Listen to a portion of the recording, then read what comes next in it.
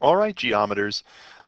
This last lesson in chapter 3 of our book covers the parallel postulates and how neutral geometry connects with incidence geometry. I want to remind us in this video about what the parallel postulates are and why they matter. So there are 3 parallel postulates. There is the Euclidean, the hyperbolic, and the elliptical. Uh, It's the elliptic parallel postulate. Goodness sakes alive. It's the elliptic parallel postulate.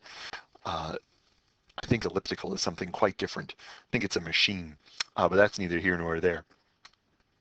So when we talk about the Euclidean parallel postulate, we mean that given a line L and a point P that's not on line L, there is one line through P parallel to L. There's one.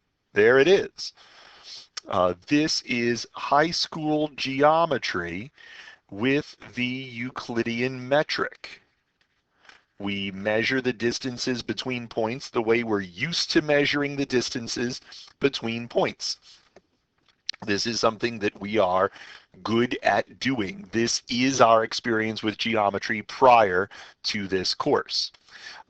It is a little more disturbing that I refuse to let this one go. You got a line L and a point P that's not on L. And sure, you got that parallel, but you got other parallels.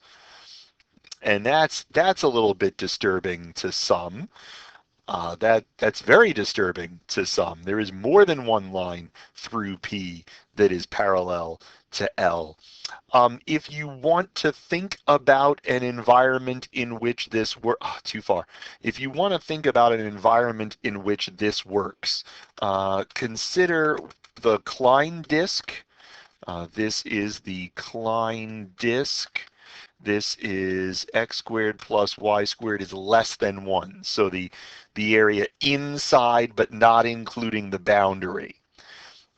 So it's a unit disk, a disk of radius 1. And then lines could be things like this. Lines could be things like this. Lines could be things like this.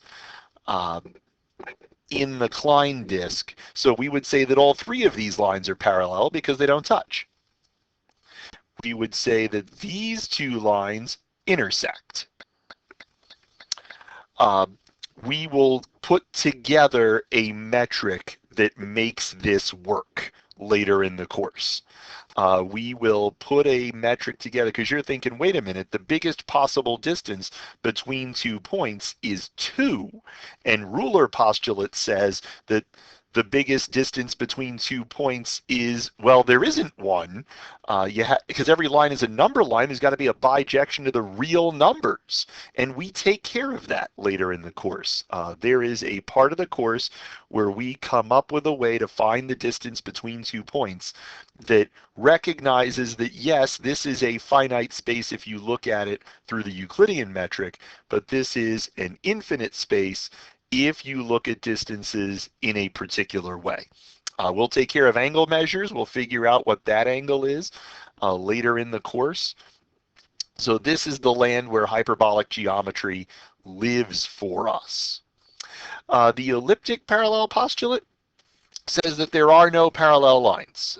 Every line that goes through P intersects L.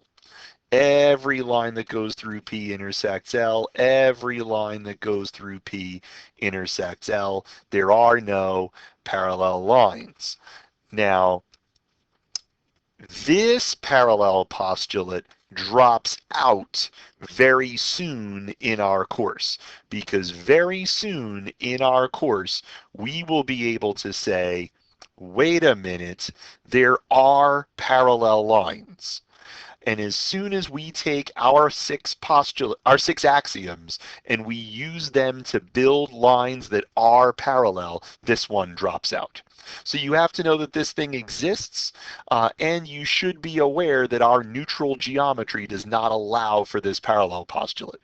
So our neutral geometry is neutral with respect to the parallel postulate, but it's neutral with respect to these. it's not neutral with respect to this one, and we will prove that as our course goes on. Okay, those are your 3 parallel postulates. That's this video.